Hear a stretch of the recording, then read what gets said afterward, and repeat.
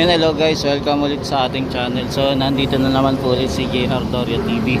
So mag-update lang po tayo dito sa ginagawang panibagong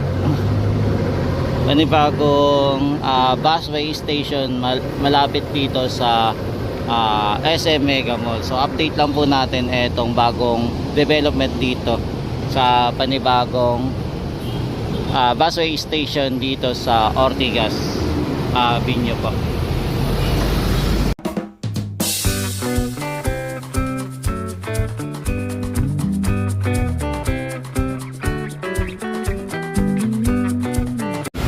Yan, so meron po dito ngayong panibagong ginagawa po na station po para sa busway station dito po sa area po malapit sa Mega Mall. So tara, silipin natin guys etong bagong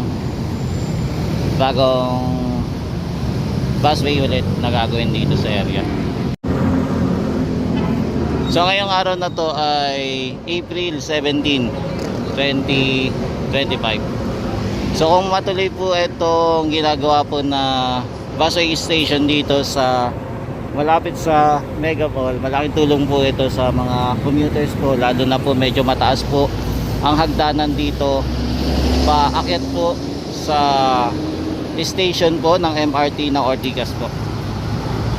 So malaking ginhawa po sa ating mga kababayan, lalo na po sa mga may edad po, sa mga senior citizens at saka po sa PWD, kasi lalo na po mapapansin natin maganda po talaga yung pagkakagawa ng busway station po, lalo na po doon kung nakita natin doon sa SM North busway station po. So tara guys, ikot-ikot na tayo. Yan, di ba pag maglalakad tayo dito papaakyat ng hagdanan, medyo mahirap po ng konti, lalo na po pagka mayroon pa nating edad, compare kung gagawin po yung yung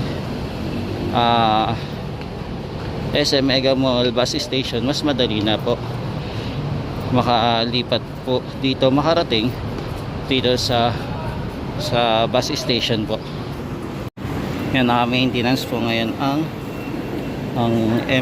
MRT po. Yan, di ba, ang lain na iniikutan natin para para pag nagmamasyal po tayo dito sa Mega Mall, di ba? Compare pagka naayos na po yung bus station dito sa Mega Mall, saglit na lang po tayo makakatawid, hindi na po tayo masyadong iikot-ikot. Yan, so puntahan na po natin yung bus station na gagawin dito malapit po sa Mega Mall po. Yan, di ba, kanina galing tayo doon sa may Ortigas station dito sa bus carousel. So umikot pa tayo, dumaan pa tayo dito sa MRT Ortigas station para lang makarating dito, no. Yan, so ito po yung panibagong bus station na ginagawa dito po sa tapat po ng Mega Mall. So mapapansin natin meron na pala silang nilagay na poste, no. So mapapansin din natin wala ngayon construction worker na gumagalaw dito sa area.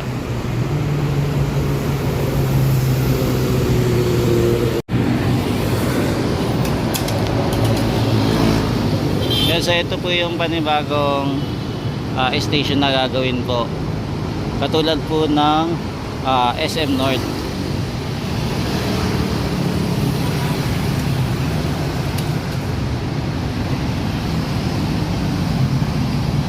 So nandito po yan malapit po sa Mega Mall at malapit din po sa station po ng Ortigas.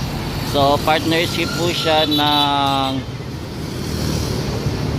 DOTR at saka po ng SM Mega Mall po.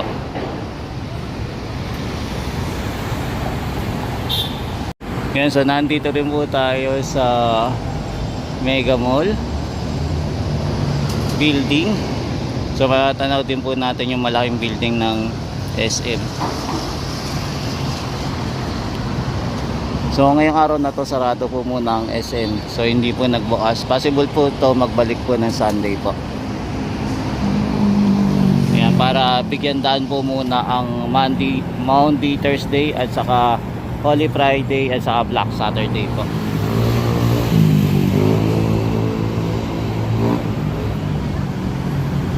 Yan, halos lahat po ata ng store ngayon sarado po. Kasi ito po yung EDSA, kahit paano po ngayon maluwag-luwag po.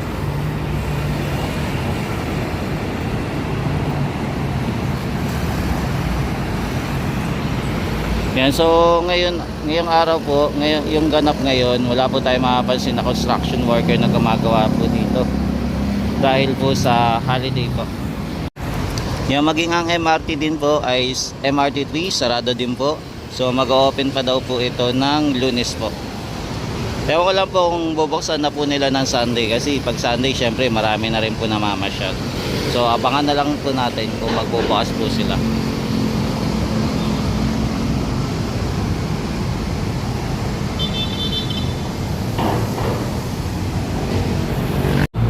Yan, paano kaya gagawin ng SM Mega Mall, paluwagin yung platform nito, no? Para medyo kasi masikip itong lugar na to. Pero abangan na lang natin kung paano gagawin nila para mapaluwag yung platform dito. At magkaroon din po ng elevator, escalator dito sa area. Yan, medyo challenge po dito yung paggawa kasi parang napakaliit lang po ng lugar dito sa ilalim po ng MRT. Yan, mga ilang poste na rin po yun na ilalagay nila, 1, 2, 3. Yan, tapos ito binubuo pa lang po. So ito po yung ganap ngayon.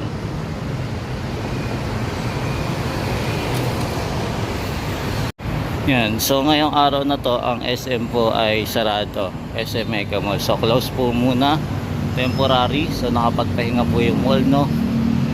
Pahinga muna para sa Holy Week.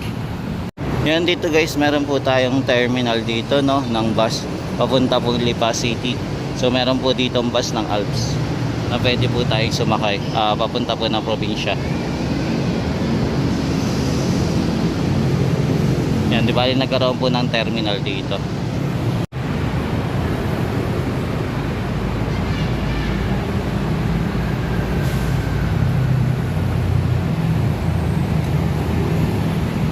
Yan, so ito muna guys yung quick update natin dito sa area po ng Mega Mall malapit dito sa EDSA para po sa panibagong SM Mega Mall busway station po na ongoing construction pa lang po. So abangan po natin kung kailan po ito matatapos, no? So silip-silipin na lang po natin para ma-update natin, malaman kung ano yung development and progress nitong panibagong busway station dito malapit sa Mega Mall. Maraming salamat po, hanggang sa muli. Ito po ulit si JR Doria TV, nag-update ng mga infrastructure dito sa Metro Manila. Thank you po and God bless.